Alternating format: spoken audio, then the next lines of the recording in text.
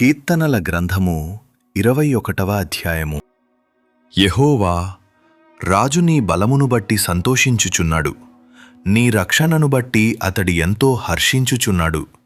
అతని మనోభీష్టము నీవు సఫలము చేయుచున్నావు. అతని పెదవులలో నుండి వచ్చిన ప్రార్థన నీవు మానక అంగీకరించుచున్నావు. శ్రేయస్కరమైన ఆశీర్వాదములతో నీవు అతనిని ఎదుర్కొనుచున్నావు. అతని తలమీద అపరంజి కిరీటము నీవు ఉంచియున్నావు. ఆయుష్షు నిమ్మని అతడు నిన్ను వరమడుగగా నీవు దానిని అతని కనుగ్రహించియున్నావు. సదాకాలము నిలుచు దీర్ఘాయువు నీవు దయచేసియున్నావు. నీ రక్షణ వలన అతనికి గొప్ప మహిమ కలిగెను. గౌరవ ప్రభావములను నీవు అతనికి ధరింపచేసియున్నావు.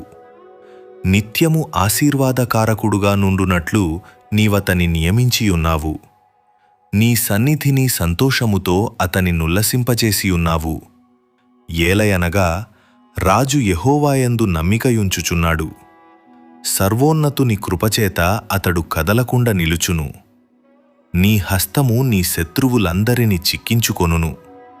నీ దక్షిణహస్తము నిన్ను ద్వేషించువారిని చిక్కించుకొనును. నీవు ప్రత్యక్షమైనప్పుడు వారు అగ్నిగుండము వలె అగుదురు.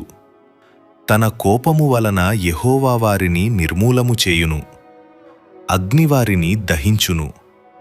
భూమి మీద నుండకుండా వారి గర్భఫలమును నీవు నాశనము చేసెదవు.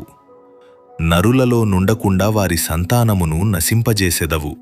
వారు నీకు కీడు చేయవలెనని ఉద్దేశించిరి, దురుపాయము పన్నిరి, కాని దానిని కొనసాగింపలేకపోయిరి.